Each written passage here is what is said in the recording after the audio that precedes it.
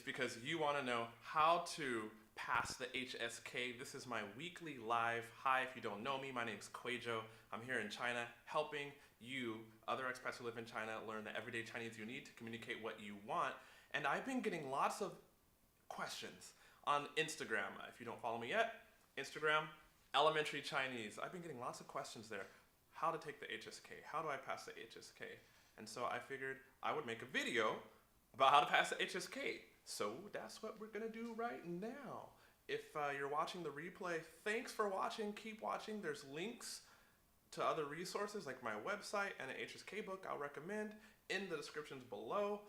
Let's get started. So, if you have questions, the chat is live. Ask questions, I will do my best to answer them. But first, I just wanted to share with you a bit about how I first passed the HSK. I'm turning on my YouTube channel, my computer, that's why I'm looking up here, so that I can watch and chat with you. So the first time I took the HSK was way back in, I'm not even gonna tell you when, it's so embarrassing, but it was the old HSK where they had an intermediate that went up to level 9, and then they had a 10, 11, and a 12. No, intermediate that went up to level 7, and then they had an 8, 9, 10, I don't know. Now they only have 6 HSK levels, and I'll be honest with you, I only passed HSK 5. Now, why does that matter? Because people get all hung up on, oh, HSK, I gotta get a level 6 or I gotta get a 5. And I understand if you need to do that because you have a scholarship in university here in China.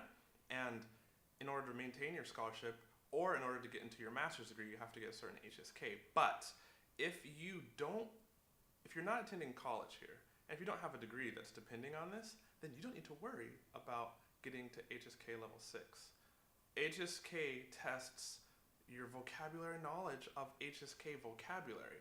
That's good for reading some books, but I meet people who are here in university that have a high HSK level, can understand their professor, but still can't get things done in the real world.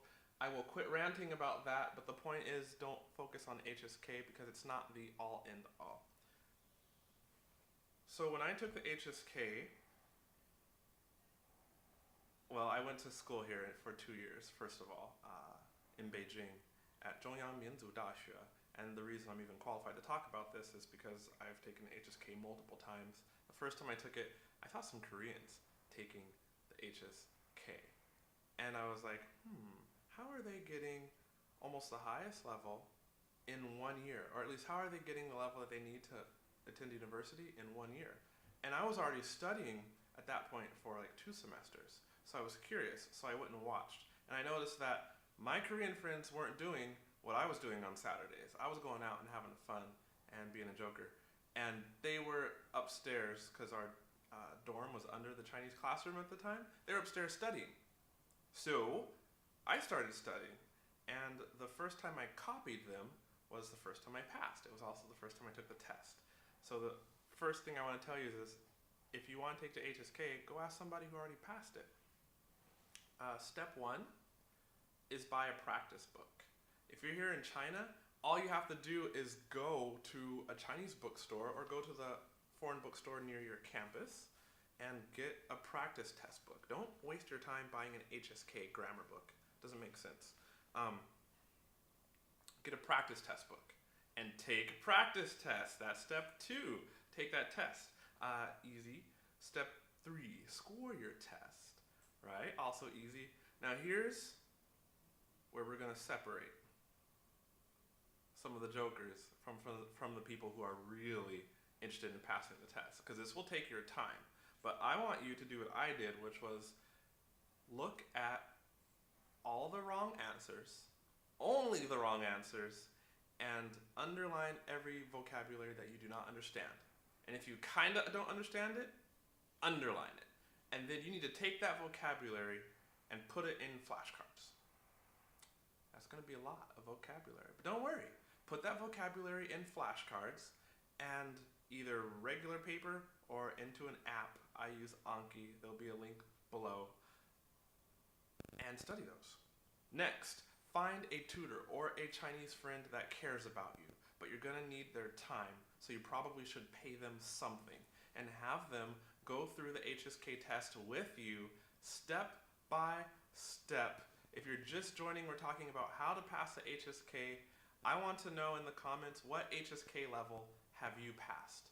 So have that friend go through with you step by step so you can see, why did you get each question wrong that you got wrong?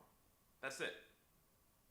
Do it for every question on the HSK test.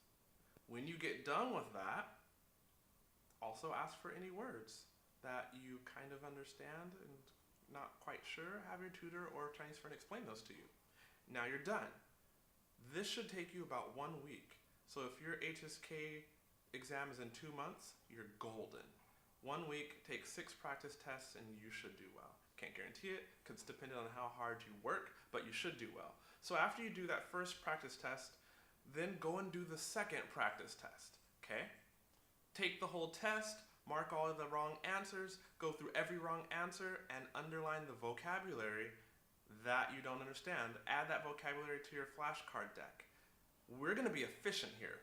Don't waste time studying the vocabulary that you understand or memorizing HSK vocabulary lists. You gotta be efficient with your time because your time is worth something. Now, go find your tutor again, go back through every wrong question, and it's your job to make sure that you know why those questions are wrong. Once you do that, take the test again. You're gonna do this 4 times, 4 practice tests. On the 5th practice test, it's time for you to put on the timer, use your cell phone timer, whatever you have, and take a test on time, because you need to get ready for the real HSK test environment. So I would put yourself in a classroom with a timer and go. And then when you get done with that test, score it. Take it to your, or underline all the vocabulary that you got wrong, or that, in all the questions you got wrong, underline the vocabulary that you didn't understand, and then find a tutor and have that tutor go over every wrong question with you.